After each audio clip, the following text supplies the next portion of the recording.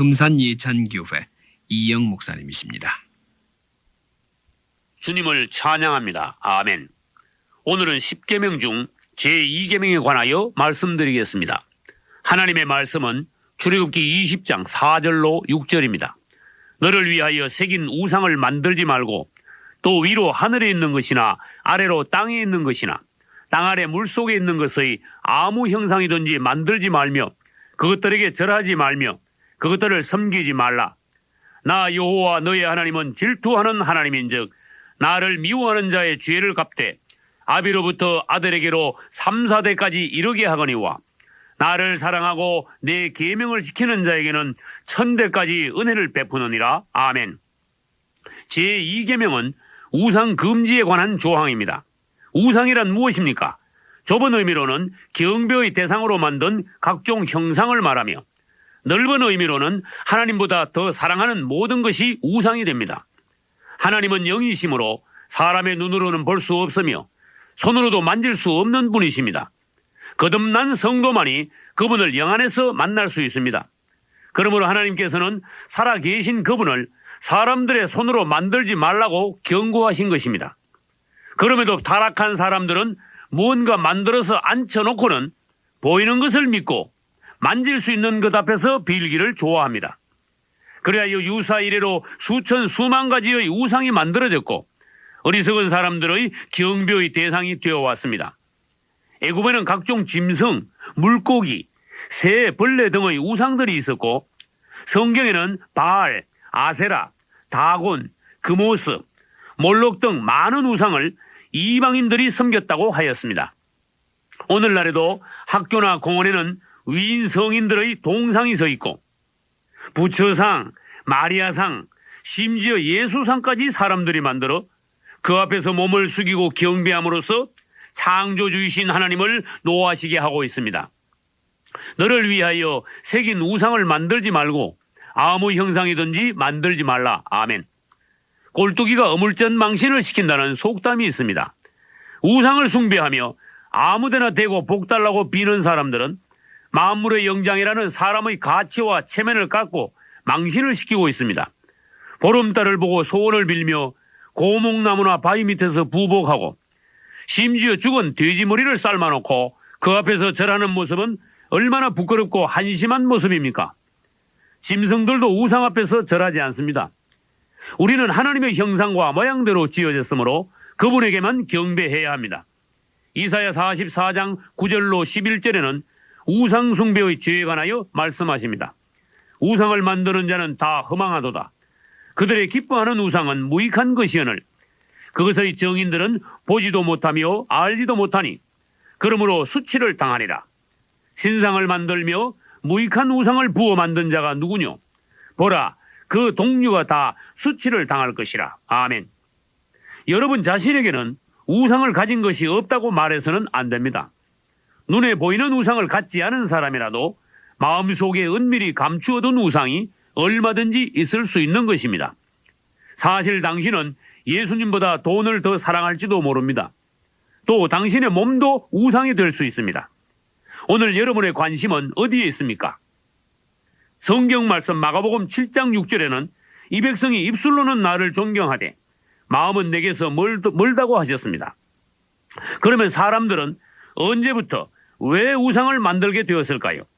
그 기원은 창세기 4장 16절 이하에 있습니다. 아벨을 죽인 가인은 하나님 앞을 떠나게 되었습니다. 사람이 하나님 앞을 떠나 하나님과 멀어지면 그 결과가 어떻게 될까요? 기쁨은 사라지고 공급은 끊어져 부모 잃은 아이들이나 목자 없는 양같이 되고 마는 것입니다. 그래야 가인의 후손들은 하나님 없이 무언가 하기 시작했습니다. 먼저 그들은 보호자가 없어졌으므로 스스로 자신을 보호하기 위해 성을 쌓았습니다. 그리고 에덴 동산에서의 하나님의 공급이 끊어졌으므로 자급자족하기 위해 육축을 기르기 시작했습니다. 또 하나님을 떠난 인생의 재미없음을 달래기 위해서는 수금과 퉁소 등의 악기를 만들기도 했고 전쟁에 대비하여 무기도 만들게 되었습니다. 그리고 마침내 사람들은 인간 최고의 발명품인 신을 만들어서 숭배함으로써 하나님의 심판을 자초하였습니다. 우상은 가인의 후손들이 떠나고 잃어버린 하나님 자리를 대신 차지하고 있지만 실상은 우상의 배후에는 사탄이 있습니다. 어리석은 사람들의 경계는 사탄이 받고 우상 앞에 절하는 것은 귀신에게 절하는 것입니다. 성경 말씀에는 대저 이방인의 제사하는 것은 귀신에게 하는 것이요 하나님께 제사하는 것이 아니니 나는 너희가 귀신과 교제하는 자가 되지 않기를 원하노라고 하셨습니다.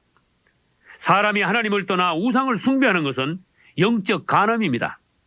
그것은 한 아내가 남편을 떠나서 다른 남자들과 음행하는 것과 같은 죄입니다. 그러므로 하나님께서는 그것을 질투하십니다. 하나님의 질투가 강할수록 그것은 우리를 그만큼 사랑하신다는 증거입니다. 그리고 오늘 본문 5, 6절에서는 그분을 미워하는 자의 죄는 아들 3, 4대까지 갚게 하시고 반면 그분을 사랑하는 자에게는 1000대까지 은혜를 베푸시겠다고 약속하셨습니다. 이제 우리 교만한 인생들은 속히 하나님 앞에 엎드려 항복하고 그분만이 참신이시며 인생의 생사화복이 그분 손에 달렸음을 인정해야 합니다. 그러나 오늘날 성도들의 거울이요 그림자인 이스라엘 백성들은 출애굽 이후 수없이 하나님을 배반하여 딴 길로 감으로써 우리들의 경계거리가 되었습니다. 출애굽한 이스라엘은 광야에서 40년을 방황하며 단련받았습니다. 그동안 그들은 계속 범죄했는데 그 대표적인 죄가 간음, 원망, 그리고 하나님을 시험함과 우상을 숭배함이었습니다. 우리도 이 광야와 같은 신앙생활에서 이 4가지 죄를 경계해야 합니다. 다니엘서 3장에서는 느부갓네살 왕이 높이가 30m나 되는 금으로 된 자신의 신상을 만들어 놓고 모든 백성에게 그 앞에 엎드려 절하라고 명령했습니다. 그러나 다니엘의 세 친구인 사드락과 메삭과 아벳느고는 하나님께 대한 신앙의 지조를 끝까지 지키며 금신상 앞에 엎드리지 않았고 그 결과 그들은 불뭇불 속에 던져졌지만 주님께서 오셔서 그들을 살리시고 느부갓네살 왕이 오히려 하나님을 경배하게 되었습니다. 이와 똑같은 사건이 마지막 때에 다시 있게 될 것입니다. 요한계시록 13장 14절로 15절에는 장차 등장할 적그리스도가 자신의 살아있는 우상을 만들어 놓고 모든 사람들에게 그 앞에 와서 경배하라고 명하고는 그것을 거절하는 자는 죽이게 하고 엎드려 경배하는 자에게는 그 정표로 오른손이나 이마에 666표를 찍게 합니다. 그때 신실한 그리스도인들은 사드락과 메삭과 아벳느고와 같이 적그리스도의 우상에게 경배하기를 거절하고 불뭇불과 같은 성도의 환난에 들어가지만 주님께서는 그들을 끝까지 보호하셔서 환난을 통과한 후 휴거되게 하실 것입니다. 할렐루야. 여러분의 주위를 자세히 다시 살펴보십시오. 그리고 하나님께서 싫어하시는 것들을 깨끗이 버리십시오. 부적 같은 것도 태워버리고 이상한 모양의 마스코트도 버리고 연예인 사진 같은 것도 없애고 책도 테이프도 각종 물건들도 조사하여 과감히 자신의 주위를 청소하고 하나님의 복을 받으시기를 주 이름으로 축원합니다. 나의 소망은 주께 있나이다. 아멘.